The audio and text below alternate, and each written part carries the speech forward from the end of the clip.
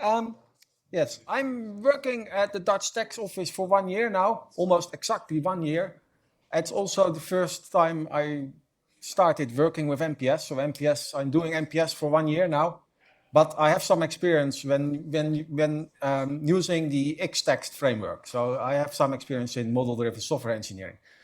I want to explain a problem to you that I discovered and have a perspective on with our users. Our users experience a quite important problem, I think. I'm going to explain that to you, and I will sketch a proposal that I developed, well, using some, yeah?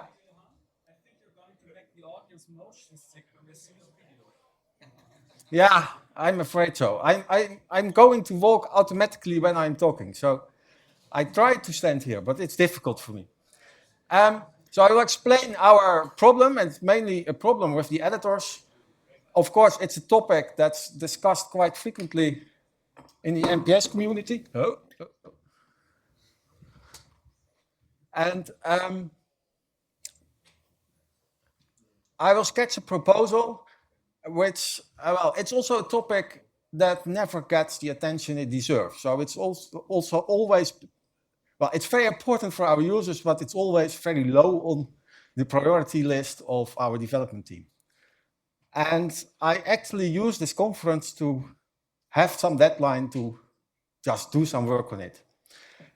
So it's quite experimental what I'm doing, and I'm just showing where I'm at this moment in order to get some suggestions for exploring other directions maybe. So that's mainly what I want to do. I will explain my proposal, and I will show some demos that I included as videos in this presentation.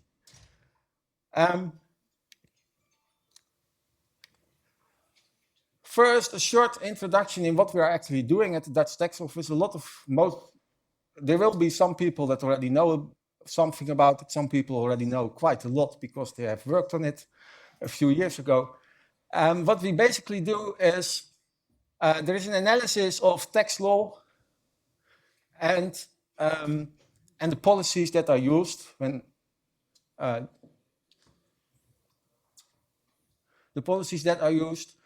and previously all these analyses were used to develop software just hand-coded in C or in Java or whatever programming language, but everything was programmed by hand.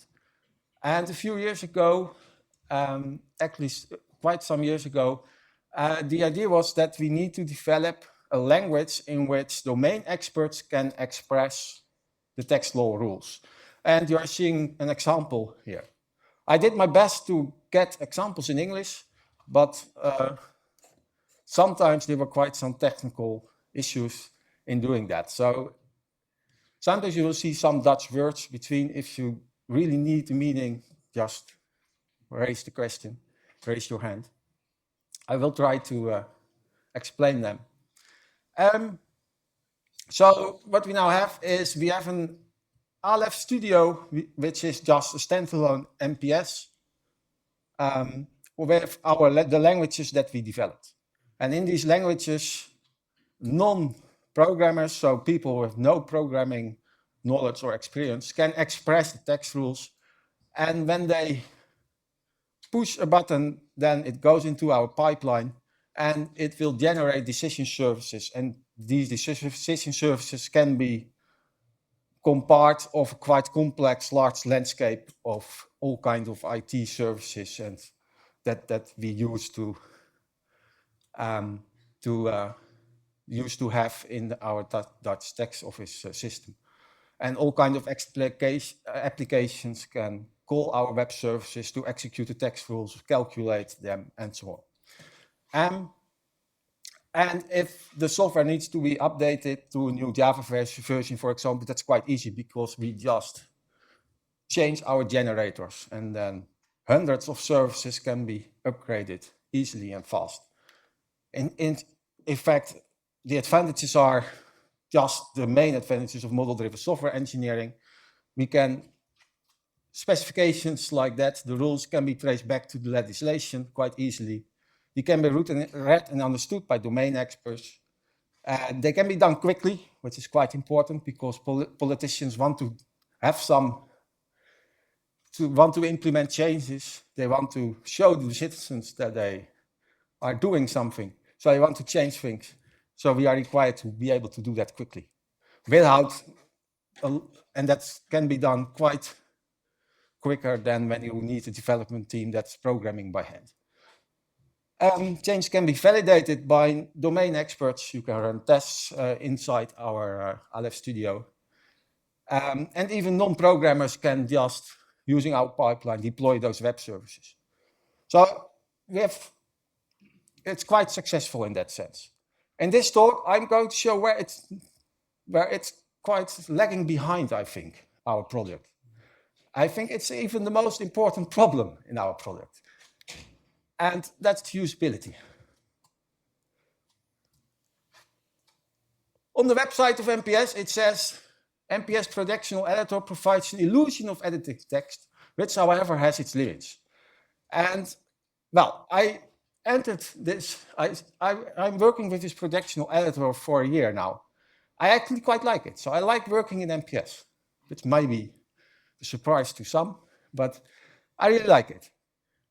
Okay, sometimes I also struggle with the editor, but as a programmer, you have the tree in mind that's behind it. So in most cases, you can work around with it. And when you have some experience, spending quite some time in it, it works quite fine, quite well.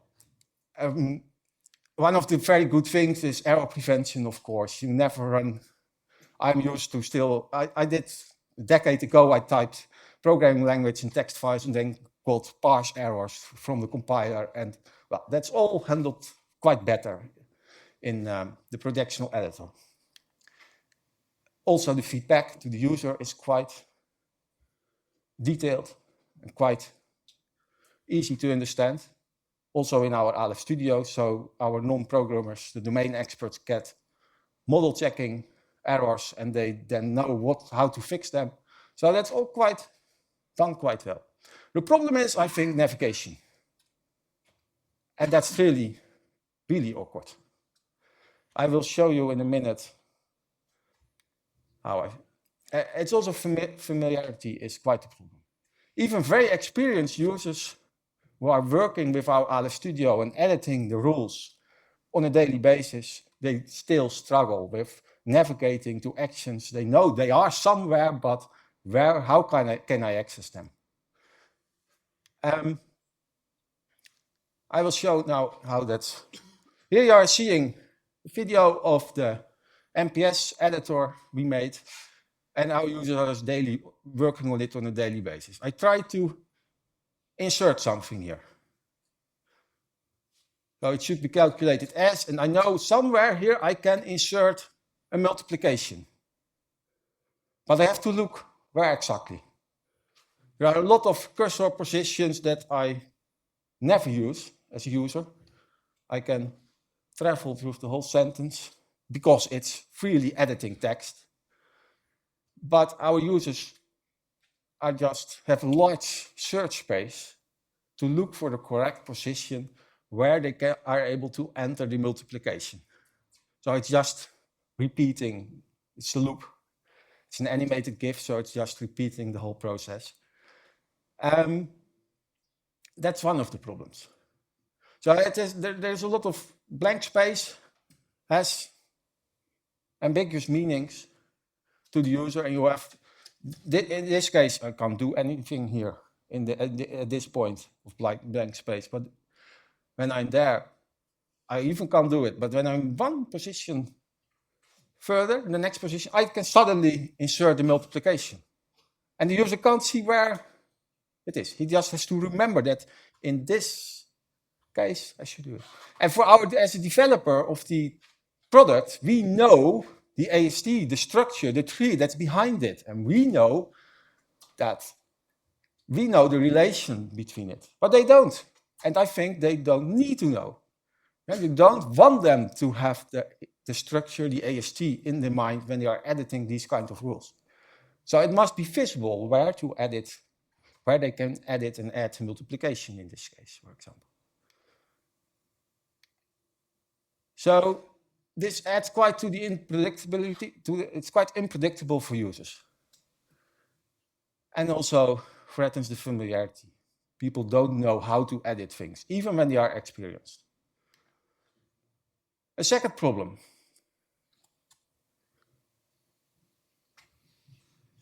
Very long, crowded completion menus. I know there is some feature to order it differently. I experimented with it, but that's not sufficient for us. I'm not yet sure how to solve this, but we do need some form of hierarchy or an ordered list. And you must know that people never, our users, never type text freely in this. They always use the completion menus. So they select these sentences by selecting things from completion menus. And you have to work with this on a daily basis. And they see a lot of stuff they don't need at that moment. They have to browse through it. And of course, they search by typing something. But even experienced users are often looking around for where is the action I need.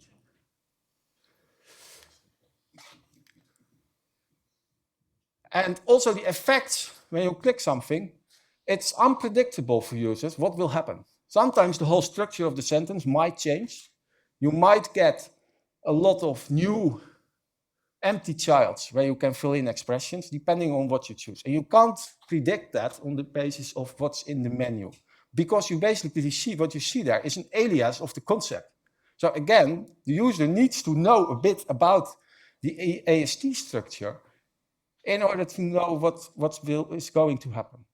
And I think that's quite a fundamental problem why the user experience is so bad. High cognitive load, high memory demands. A third thing. Intention menus. Again, the same problem. There are intention menus at a lot of places. They might contain quite different options. Sometimes they have the same option because it applies to the same overarching node. Sometimes it's specific to a node here and then a new item is added to it. But the user doesn't know. He doesn't know. He knows, I want something to do. It's in some attention menu, somewhere. But in which one, at which place he has to click and open the intention menu, he doesn't know. It's very difficult to remember. Even experienced users, they are still looking around. So, even adds to the unpredictability. I think it's a result of the free text editing nature of the projectional editor of MPS, and I understand that choice from programmer's perspective. So I like it as a programmer, but it makes the editors almost useless for our users, I think. Can I ask you? Yeah. I understand why the natural language like projection that you have for your language is very useful for reading a rule and understanding it and reviewing it. Exactly. But have you considered that editing it, actually creating the rule, might be one of the reasons why you have all these issues that you just, I mean, you could pick a completely different editor for the use case of editing it, right? Yes. So that's basically what this product exists for 5, 6, 7 years, something like that. I'm working there for 1 year now, and that's indeed my observation. So it can be, it's easy to read, very easy to read. That's why it's a success, the product, and other reasons, of course, but easy to generate services for non-programmers and all that kind of stuff, easy to change. That's why it's quite successful within our Dutch tax office. But it's lagging behind now because of this. It's very difficult, very hard to edit. And there is a lot of talk within our group about consistency, and I don't think consistency is the problem. Consistency isn't the problem. The problem is more fundamental. And that has to do with the choices made when the editor aspect of MPS was designed, I think. So navigation routes should be explicitly visible. I don't know how yet, so I'm exploring how to do that currently. I will show some of those experiments. And I think, well, domain specific, I think the editor must also be domain specific. And MPS doesn't provide a domain specific editor, in my view, at least not for our case, not for our case of a controlled natural language. We need something where you navigate is where you get, like the word processors, what you see is what you get, and we currently don't have it. Where you navigate is where I'm somewhere in the AST structure, but our users don't know anything about the AST structure, and they even should not know about it, I think. And what you select is what you get.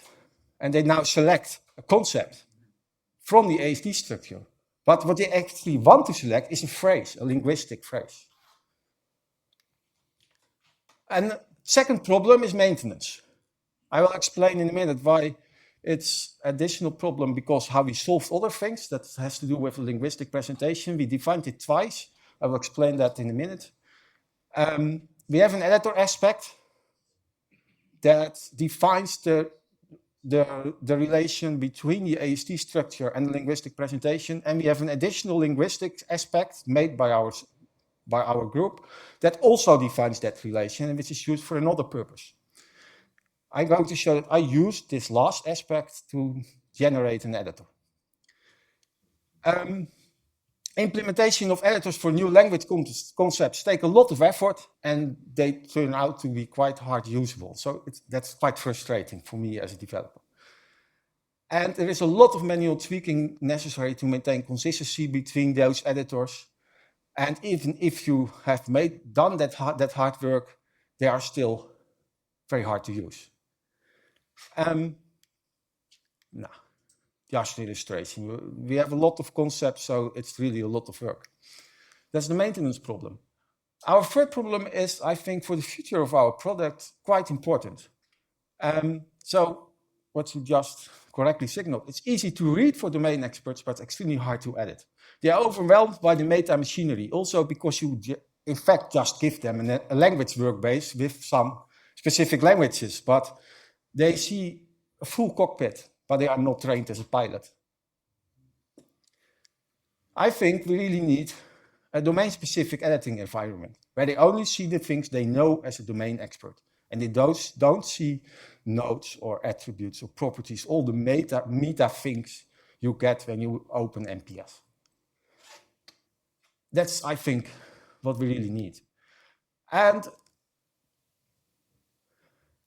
that's also why people are our users, at least part of our users, and an important part of our users, is quite optimistic and quite impressed by something which is, we think, in its quite a primitive state.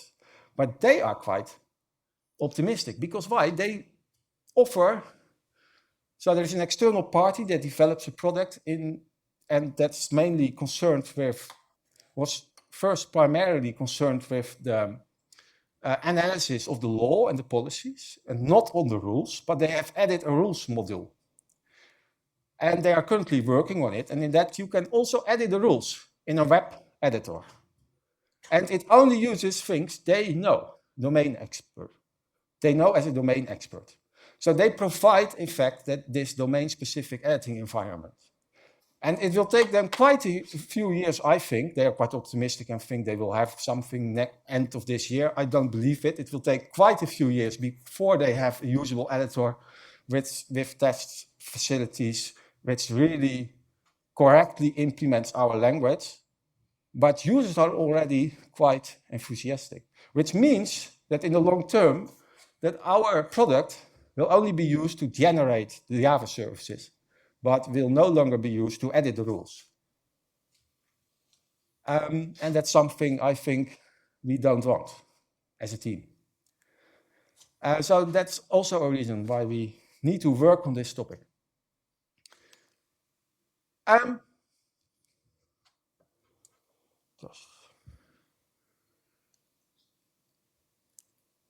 So this is quite the default way you develop a language.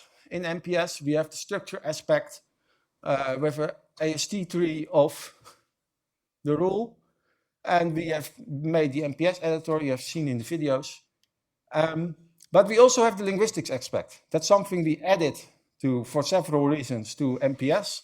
And in this linguistics aspect, we also define a relation between the AST and the linguistic representation of this.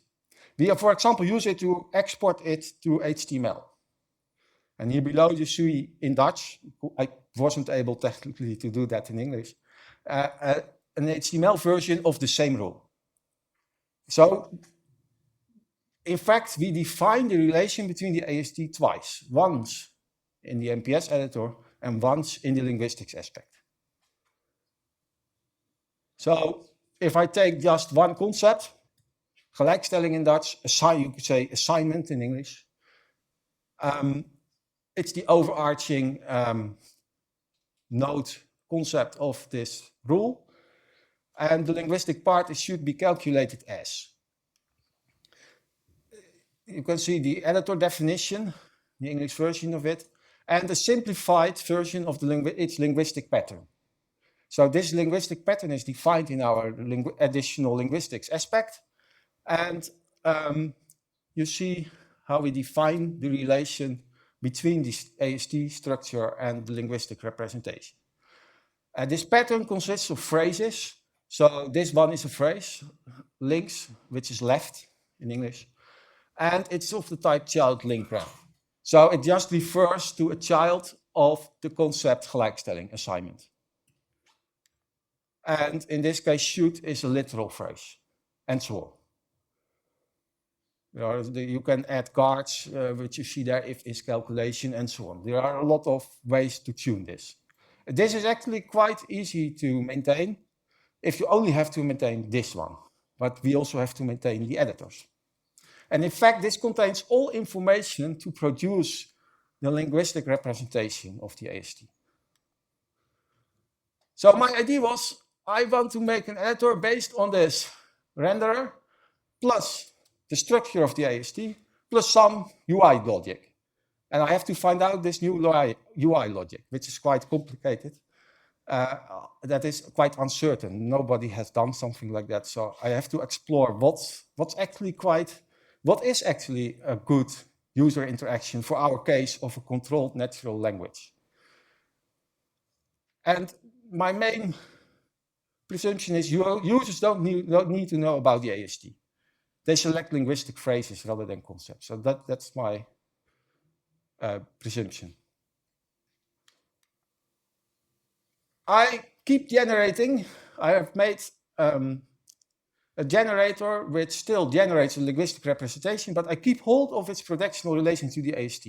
So in our standard use of the linguistics aspect, we generate HTML, and then forget completely about its relation to the AST. I need to keep hold of it in order to be able to produce an editor. And then add user interaction to it.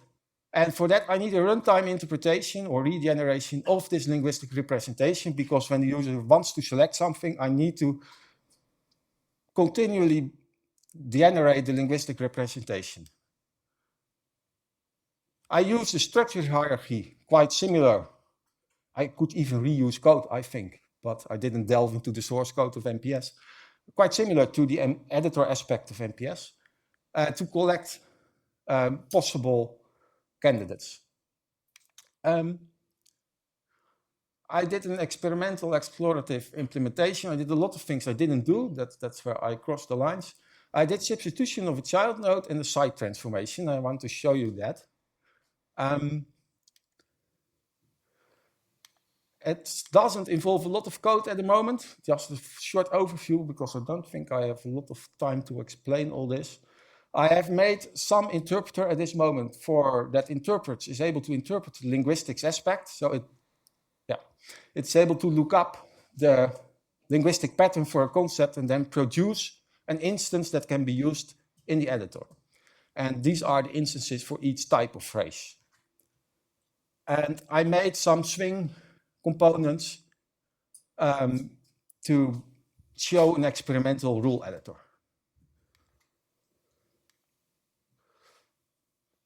one of my experiments is with cursor navigation. So I think we need a cursor that indicates the kind of change you can make. And we only must provide a cursor where you really can make a significant change. So I made a short example. When you want to insert or replace it, when you want to replace it, substitute it, you get a line below the child you want to replace. And when you want to insert something, you get this kind of cursor. I need to hurry up a little bit. So I did substitution. This completion list is generated from the linguistics, using linguistics. And here you see my swing component. I don't use something from the editor aspect. So when you don't define an editor in the editor aspect, but you define the linguistics, you can use this editor. It's very experimental.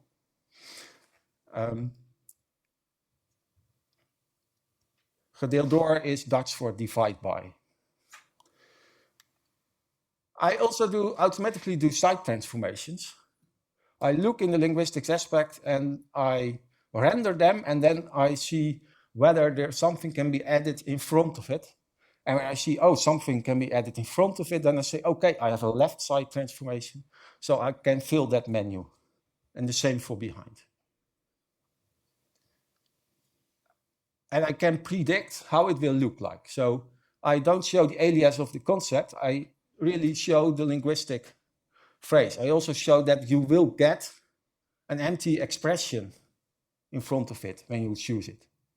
So the user can see what will happen when he chooses the item. I will skip this one.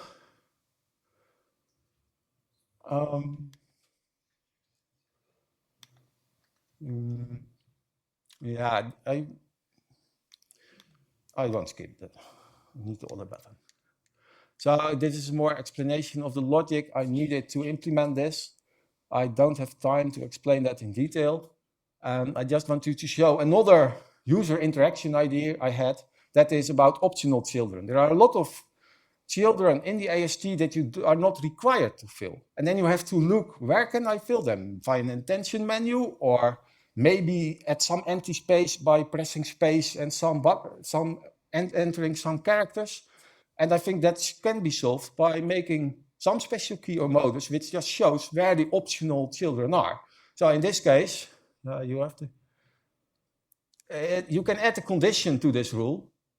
And when you press a special button, you can see the optional child in the condition.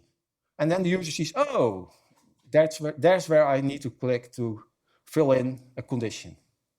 That's one of the ideas. I need quite a lot more of these kind of ideas, I think, and experiment with them and let users experiment with them to find out which one are really useful and really an improvement.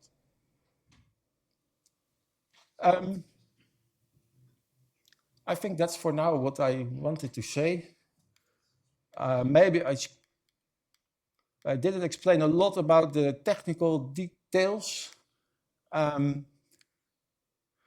I think we are able to do this because we have a controlled natural language. So I don't think MPS should make a different choice when developing the editor aspect. No, I think when you are developing some type of specific domain language, you must think very carefully when designing those editors. And in our case, I don't think it fits very well with the editor aspect of MPS. And that's, in our case of a controlled natural language, you can do something. I think my code is very experimental, but it shows that it has potential, I think, that you can use linguistic patterns to generate the editors. And of course, I think what I see as the main, I think the main difficulty is just exploring those new types of user interaction together with users. It takes quite some time to implement things because making swing components is quite hard work, especially when you haven't done that very often. You need to know the framework quite well to get things working properly, and you need to have them working fully into detail before you can let users experience whether it's really successful. Okay. Any questions?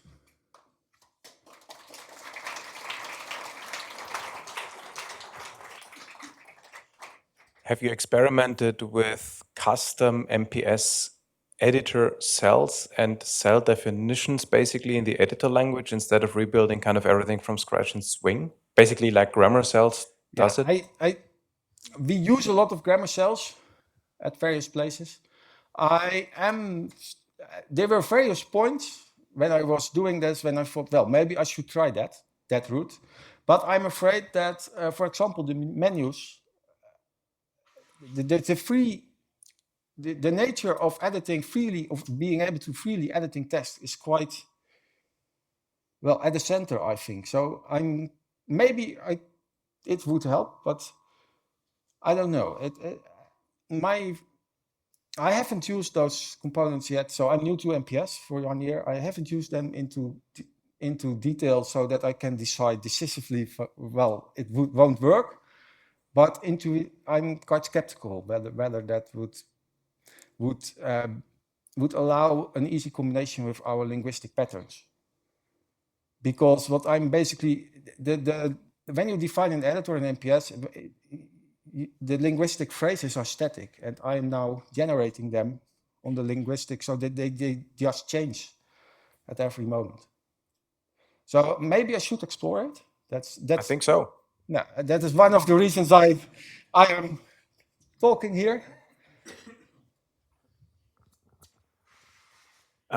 Just from briefly glancing at your descriptions, how you do these, how you select the entities, it feels eerie similar to how the MPS editor does it itself. So this selection, it's essentially support of this. One other comment, which might be a slight remedy for the huge selection lists in the autocompletion menu. MPS actually, if you press Control-Shift-Space, I think, it tries to be smart in sorting. So essentially, it tries to figure out the type that could be there. Yeah, and then it orders it based on the type. Often doesn't work, but in one project, we implemented essentially the same logic ourselves. Yeah. And then we highlighted the ones that fit the type perfectly. We highlighted in one color, that fit the type kind of. We highlighted a different color. But there are still cases where you need the other ones, so we cannot remove them from the menu. We didn't really have user feedback for this. It was only prototype, but it felt like a step in the right direction. Yeah, that might indeed be something worth to explore.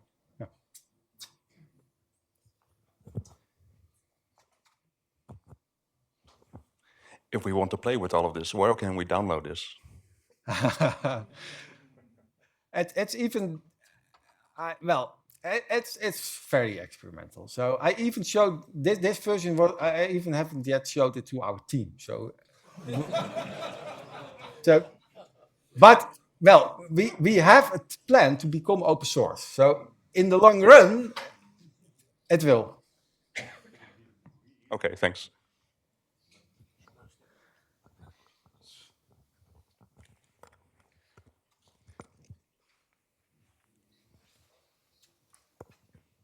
Well, knowing the tax office, it will be on the very long run, probably, open source.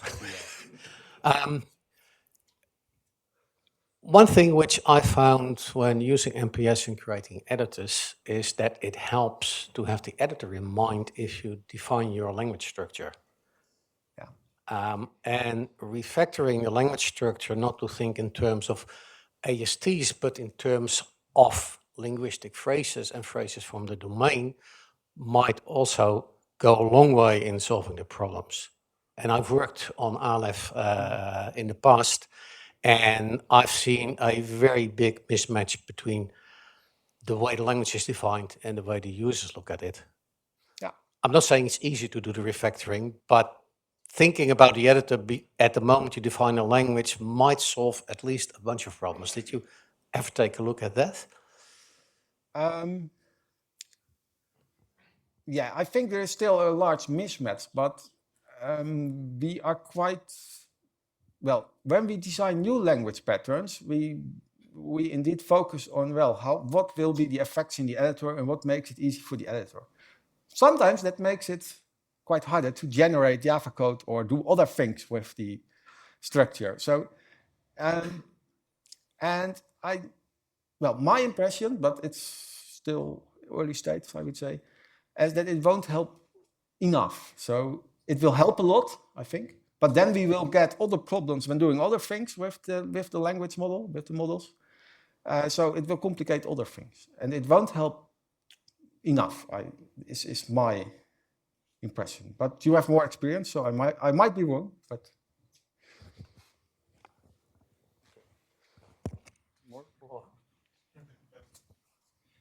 I mean, it's not necessarily useful to suggest a completely different approach so you don't have the problem you're solving, so ignore me, right?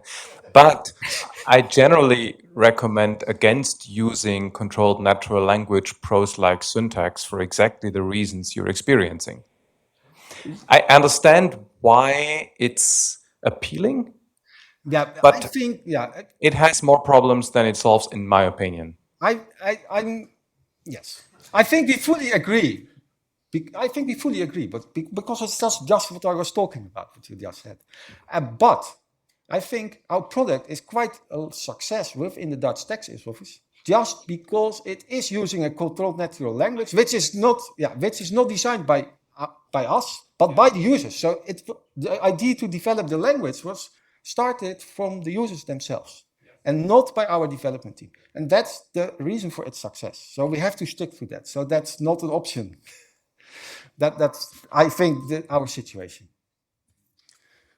Okay, there's one question here. This will be the last question because we have the coffee break. So if you want to continue the discussions, we can also do it in the lobby. Are there any experiments on using large language models to, for example, take some natural language input and put it in something that would look like your DSL?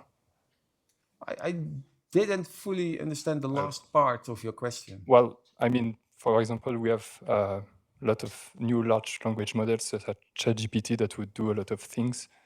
And I'm thinking maybe they could take, the law as is defined and convert it to something that would look like your DSL and that could be parsed. I'm wondering if there are any thoughts given into that.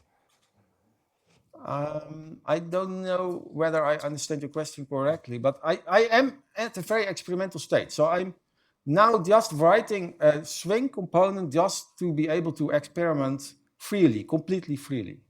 But it might be a lot better to have something to be able to generate editors to generate 8 editors to different frameworks. So I can imagine that someone else develops quite a flexible and usable web editor, and then we use our linguistic aspect to generate a web editor to that framework. And maybe we also maintain using an MPS standalone, and then we also generate MPS editors. I don't know whether that really addresses your question,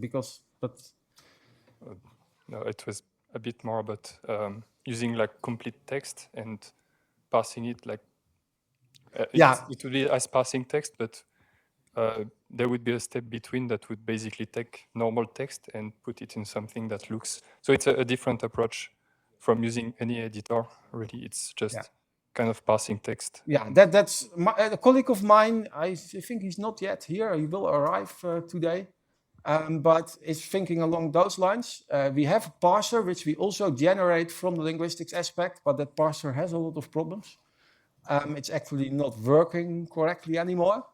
I am skeptical about that approach because our users don't want to type freely. So when would you then burden yourself with difficult parsers and all problems, quite difficult problems, maybe almost unsolvable in some cases, to combine the results of the parser with the structure. So it's very difficult, I think, to combine the results of a parser with a projectional editor and integrate that in the AST. So you get a lot of difficulties. My colleague is seeing them and he likes them, I think, to solve them because he likes difficult technical problems. But I don't think it will help our users because they simply don't want to type freely. They are quite happy using completion menus, but those completion menus should be ordered well and should be easy to use. And the navigation should be easy for them. So I did consider that route, but I don't think it will be. It will really help us. Okay, thank you. Okay, so now we have a coffee break. Please come before 11.